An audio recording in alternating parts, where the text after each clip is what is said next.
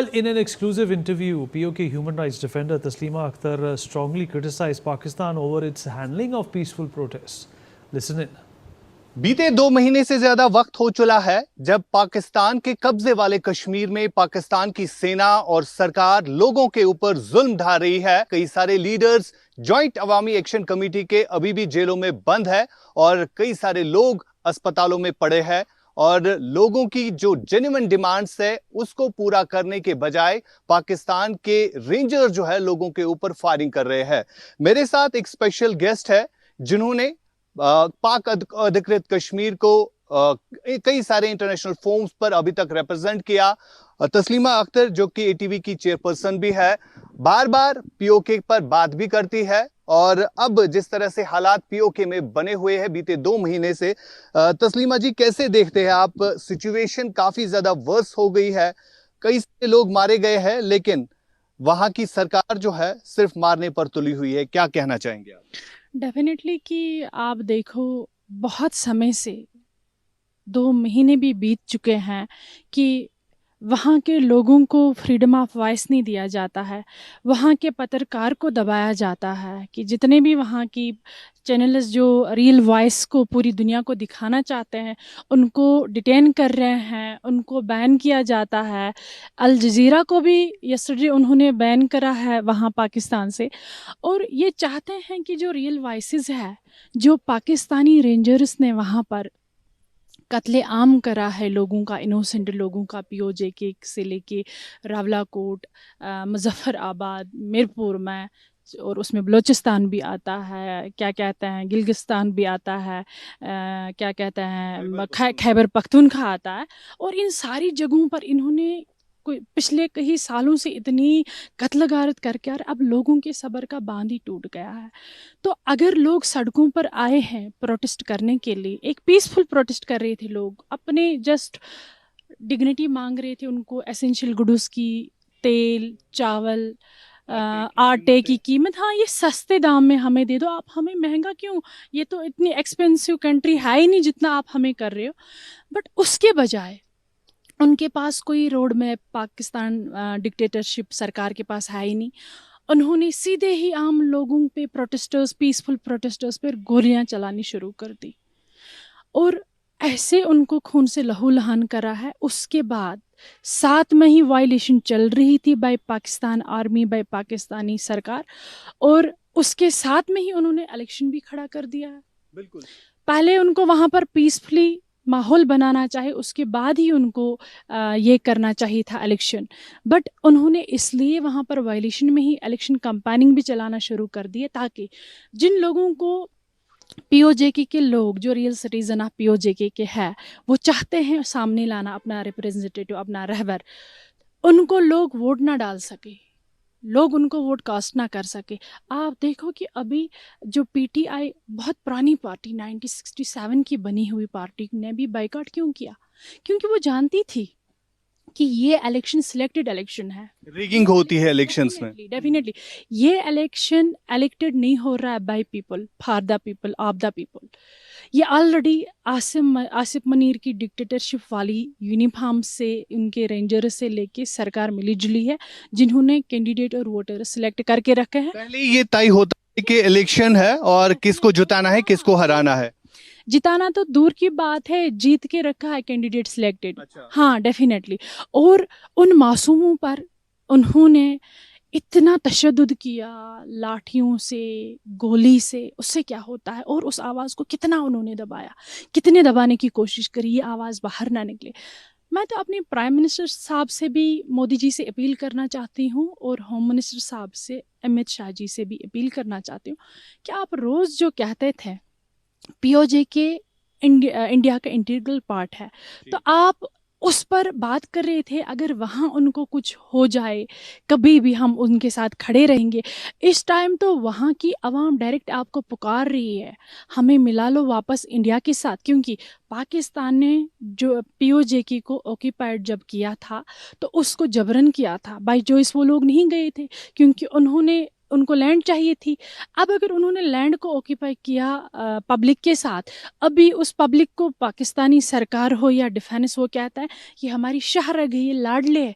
क्या लाडलों पर बंदूक चलाया जाता है? लाडलों पर गोलियां नहीं चलाई जाती। आसिम मुनीर साहब, आपको सुनना चाहिए कि जो तस्लीमा जी कह रही है, जो कि इंटरनेशनली इस मुद्दे पर बात कर रही है, और प्राइम मिनिस्टर की बात आप कर रहे थे, भारत के प्राइम मिनिस्टर ने जो वादा किया है, क्या अब होना चाहिए आगे?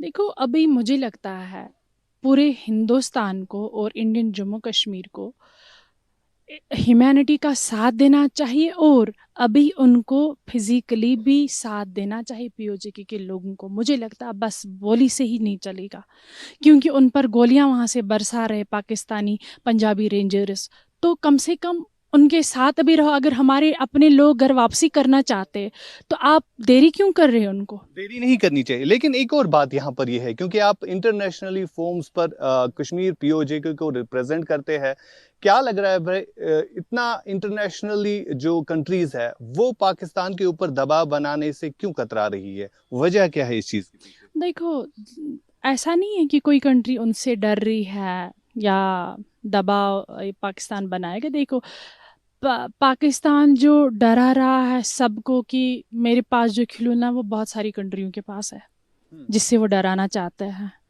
बट आज ऐसी टेक्नोलॉजी है कि आपको लगता है बहुत सारी कंट्रियाँ आगे जा चुकी है, वो जिन चीज़ों से डरते नहीं है।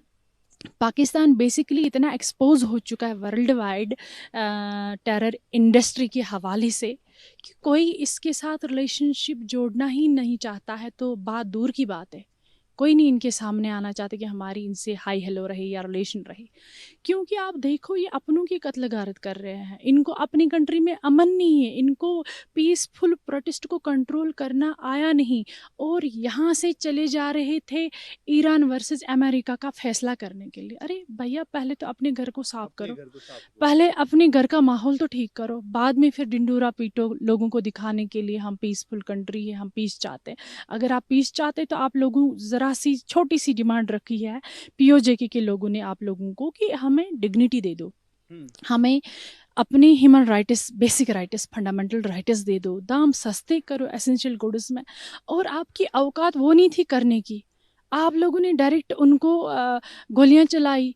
तो आप कहाँ दुनिया को दिखा रहे हैं कि हम अमन परस्त कंट्री है, सेक्युलर कंट्री है? अब जो हालात वहां पर बने हुए हैं, बलूचिस्तान हो, खैबर पख्तूनख्वा हो और पीओके हो, वहां के लोग खुले तौर पर कह रहे हैं कि हम पाकिस्तान से अलग होना चाहते हैं। लग रहा है आपको कि ये सही वक्त है भारत को कोई बड़ा फैसला लेना? डेफिनेटली वो ओनली पाकिस्तान से फ्रीडम ही नहीं, बल्कि वो चाहते हैं कि हम घर वापसी इंडिया करें। इंडिया आए तो सही, 2 कदम, वो 10 कदम अभी तैयार है आने के लिए, बस वो इंडिया का वेट कर रहे हैं। बस फिलहाल अगर हम कश्मीर, अपने कश्मीर की बात करें, और यहाँ पर बीते कुछ दिन पहले भी एक ऐसा इंसिडेंट हुआ जहाँ पर 2 बाहरी मजदूरों को टारगेट बनाया गया आतंकियों ने, और कहीं ना कहीं माहौल को फिर से बिगाड़ने की कोशिश की जा रही है, क्योंकि बीते कुछ सालों से हम देख रहे हैं काफ़ी ज़्यादा डेवलप जो है जम्मू कश्मीर हो रहा है एब्रोगेशन के बाद, और आज भी लगभग 7 साल हो गए। कैसे देखते हैं आप इस कश्मीर को और अभी जो सिचुएशन बनी हुई है? बेसिकली पाकिस्तान को यहाँ की खुशियाँ रास नहीं आती है, वो कभी नहीं चाहेगा इंडियन जम्मू एंड कश्मीर से भी अपनी इस टेररिज्म को ख़त्म करना, क्योंकि उनकी कंट्री इसी पर चलती ही है। उन्होंने अपनी कंट्री को टेररिस्तान बनाया है। मुझे लगता है उनको वक्त आ चुका है उसको नाम डायरेक्ट बदल देते ताकि लोग खुद ही समझ पाते, जिसको वो पाकिस्तान के नाम से लोगों में जानना चाहते हैं खुद को कि हम पाकिस्तान से है, बट वो है बेसिकली टेररिस्तान। उन्होंने टेरर फैक्ट्री, टेरर इंडस्ट्रीज़ बना के रखी है।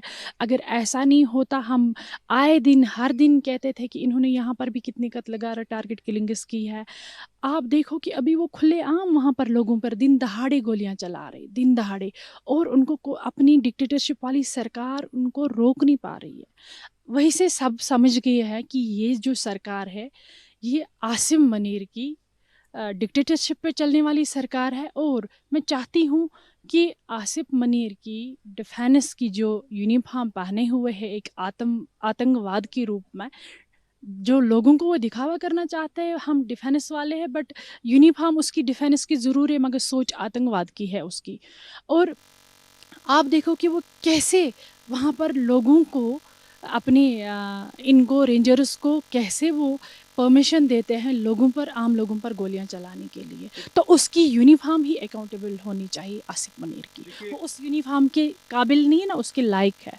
देखिए, लगातार हम पीओजेके पर बात कर रहे हैं कि बीते 2 महीने से ज़्यादा वक्त से जो वहाँ पर प्रोटेस्ट चल रहे हैं, 100 से ज़्यादा लोग मारे गए हैं और अभी भी लोग जो है परेशान है। लेकिन भारत के रक्षा मंत्री से लेकर भारत के प्रधानमंत्री ने कई बार ये कहा है कि पाक अधिकृत कश्मीर भारत का अटूट अंग है और वक्त रहते समय वो कभी भी इसे वापस लाएंगे। देखने वाली बात ये होगी कि किस तरह से अब भारत इस पर रिएक्ट करेगा। इंडिया न्यूज के लिए फिरोज वानी के साथ श्रीनगर से आशिक मीर।